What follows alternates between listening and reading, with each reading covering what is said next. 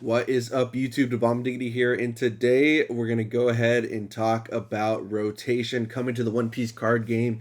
It has probably been the most controversial topic that I've seen out of all the news that was released. Everyone is going in on rotation and sharing their thoughts, so I would think I would just share my thoughts with you guys. Um, so, rotation. This is not the first time I've encountered rotation. I obviously used to play Pokemon, and that was heavy rotation once a year. 4 sets rotate out because you got 4 new sets throughout the year. And it keeps the metagame fresh. It gets rid of some old problem cards. And, if one deck is going to be really dominant for a long time, it means that eventually in a year it'll be gone. So you won't have to worry about it. And there are pros and cons to all of this, of course, especially when you look at One Piece, because not only do you have your deck, but you have your leaders, and people get really attached to leaders. And I know that's been a big talking point for a lot of people is they don't want their leaders to rotate. And when I was thinking about this whole thing at first, I definitely agreed that I didn't like the idea of leaders rotating because I feel like some leaders just didn't get enough support to even do anything when they released.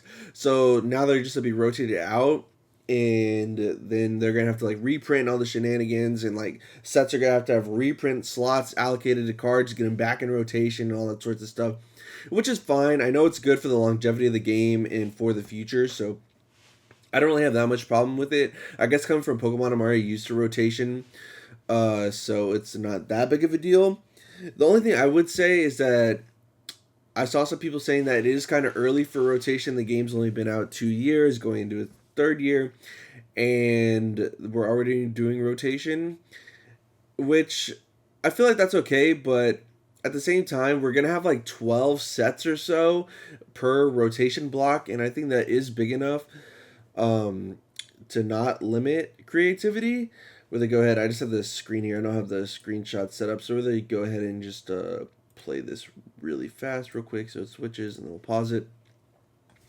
But overall, I do think it's going to be very interesting seeing what people come up with. And of course, at the end of the day, for Bandai, it is business. It is to help their business because it's to make people have to buy new products, buy the newer cards, and it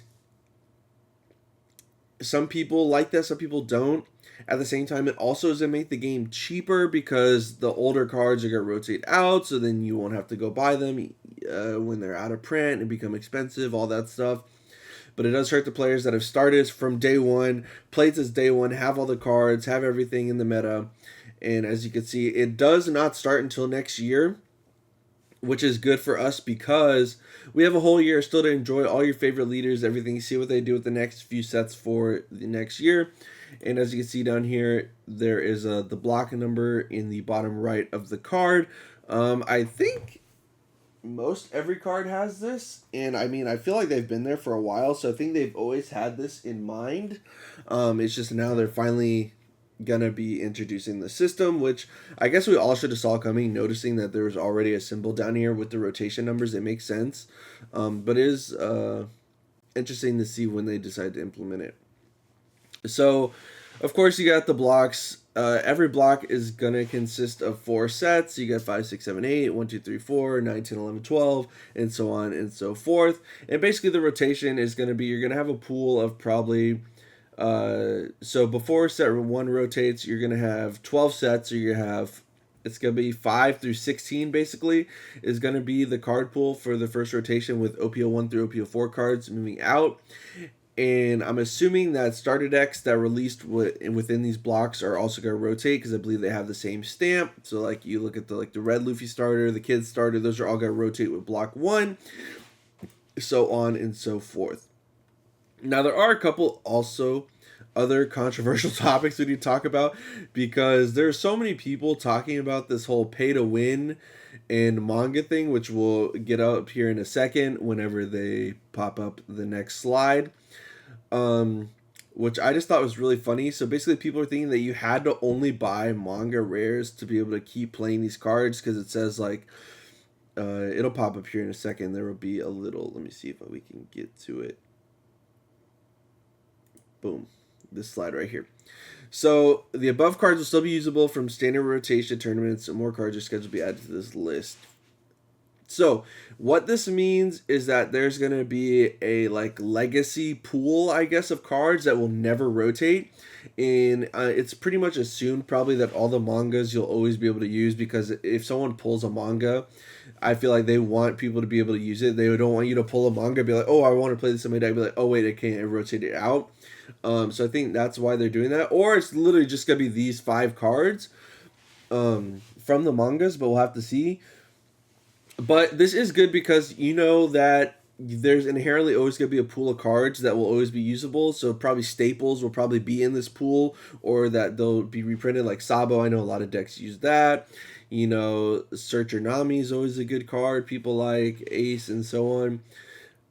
So that is really interesting. But some people thought that you had to buy the manga rare, and that is just not true. All right, if you this Sabo, you'll be able to use your regular Sabos, your alt-art Sabos, any printing of Sabo, you should be able to use in tournaments. Just like this Nami, you can use any of the dang Searcher Namis they are, because they printed like 15 of them. All right, if they really made it where you had to use a manga and that was it to be able to play that card, you know how many people would quit this game from it being a pay-to-win system? That would be a terrible business decision from them. So you should be able to use any printing. It's just like Pokemon. Like Pokemon, I remember, like Ultra Ball, people would always want to flex by using the old Ultra Balls, because, you know, a lot of people thought when people like the older artworks, because that's like from the era they were really like first started playing, and 2, people thought it was like a flex to have the older cards, be like, see, I'm like an OG, I've been playing for so long, I have all the older artworks. And some people, I mean, like for myself, I just didn't like the look of some of the newer cards, so I loved using the old cards, and some of them that I already had like hollowed out or like special stamps and stuff. That was always really fun for me, so I think that is what we're going to be doing the same thing here. With the One Piece, they'll probably reprint cards, but you'll be able to use any artwork. And I think that's that was the last slide they showed on here. I think it is. So we'll have to obviously see. They're obviously announce more information when it gets closer. Remember, we still have a full year before this even takes effect. So we have a full year still to use our entire card pool. It's going to be all, like 15 sets, 16 sets or whatever, to be able to make decks and play with. So it's going to be a really interesting time.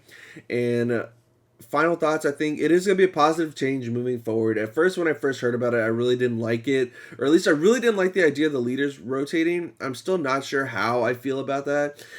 I think it also really depends too on Bandai's ability to reprint and how they work in reprints, because we did get the reprint set of PRB, but that set like just sold like wildfire. And then I mean, a lot of the cards are cheap. The Jolly Roger foil did a lot to give you some little bling for cards. So I don't know if they're gonna have to make whole dedicated sets just to reprint cards, or if there's a slot in a few cards here and there throughout the sets, which is kind of annoying, because you're like, man, I already have 4 copies of these. Why do I need to keep pulling more from a new set? But I get it. It's good for long-term health of the game, and we'll have to see what everyone thinks. But yeah, if you enjoyed the video, guys, please leave a like. Really helps me out. If you're new, make sure you subscribe, and let me know your thoughts down in the comment section below on what you guys think about rotation. Are you guys excited? Are you guys upset? And of course, if you guys need to get any cards off of TCG Player, my affiliate link is down in the description below. It really helps me out when you guys use that. And until next time, YouTube, we'll see you later.